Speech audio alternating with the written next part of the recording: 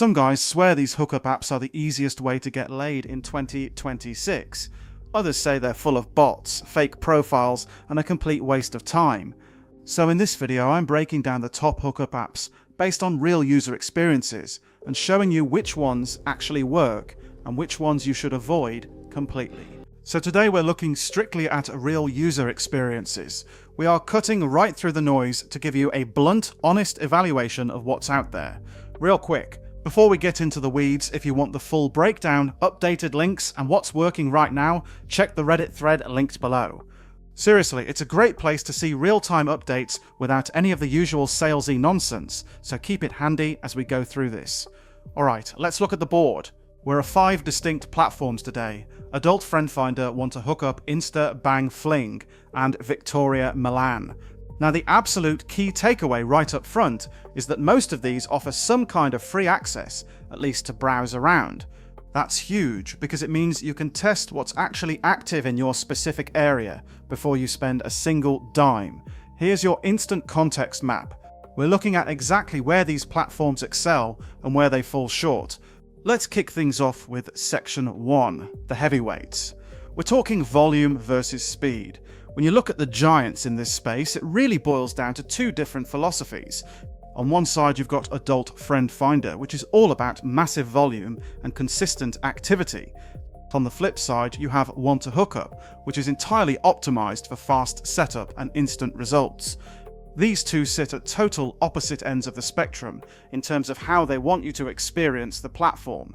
So let's talk about Adult Friend Finder, or AF. Yeah, it's been around for years, but honestly, that longevity is actually its biggest strength because there are simply more real users here than almost anywhere else. It's the most consistent baseline option out there, and you'll usually find people online at any time of day. But let's be blunt about the downside. The friction hits fast. If you want to actually message people, you're going to hit a paywall pretty quickly. You get the volume, but you have to pay to communicate. Now contrast that with Want a Hookup. This app is literally just built for speed. You sign up, boom, immediate matches. The whole thing is designed to feel totally frictionless, requiring minimal effort to start, no spending hours tweaking a profile. The catch though, the upsells are aggressive, like really aggressive. Once you're in and seeing matches, they push upgrades quite forcefully. It's a trade-off. You skip the line, but they're going to ask you to pay for that privilege almost instantly. Look, navigating these trade-offs can be super frustrating, especially when you're just trying to figure out what's a real person and what's a bot. Stop digging through fake reviews. And again, if you want everything in one place, links, updates, and real user discussion, it's all in the Reddit thread below. It'll save you a ton of headache. Moving on to section 2, the alternatives niche platforms and testing grounds. You don't have the gravitational pull of the mass of apps, but they serve very specific purposes. Instabang sits right in the middle of the pack. It has a super clean, simple interface that doesn't overwhelm you, and it's heavily noted for quick testing in US regions.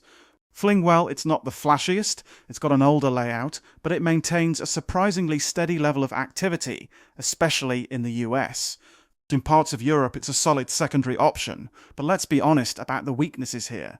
With Instabang, the main issue is inconsistency. Match quality will literally vary wildly, based purely on your zip code. It's an app you have to test. You can't just blindly rely on it and fling. You hit a familiar roadblock.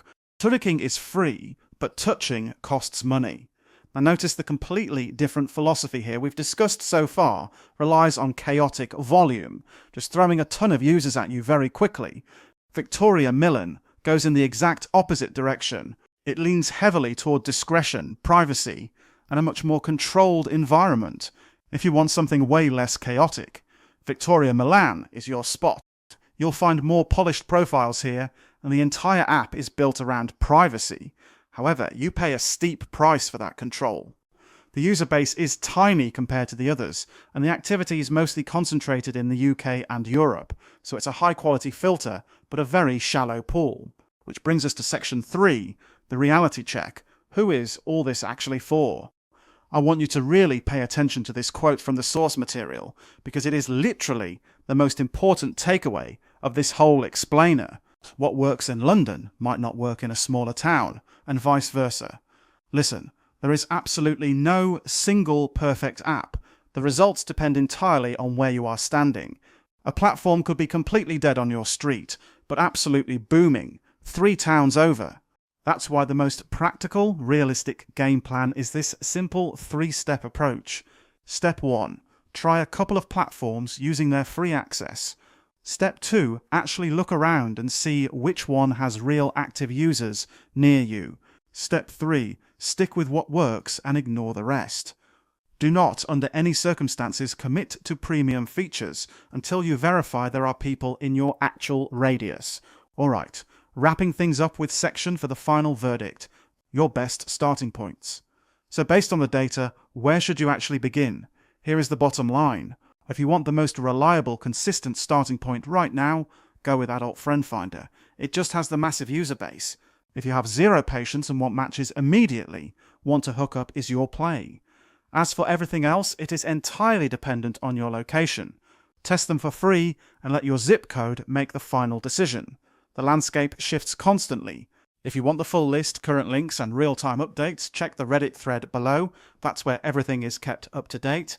I'll leave you with this one question to think about, since we know the biggest name isn't always the winner in every zip code. When you open these up and look around which platform actually dominates your local area, the answer might completely surprise you. Thanks for hanging out with me on this explainer. Stay sharp out there, and I'll catch you on the next one.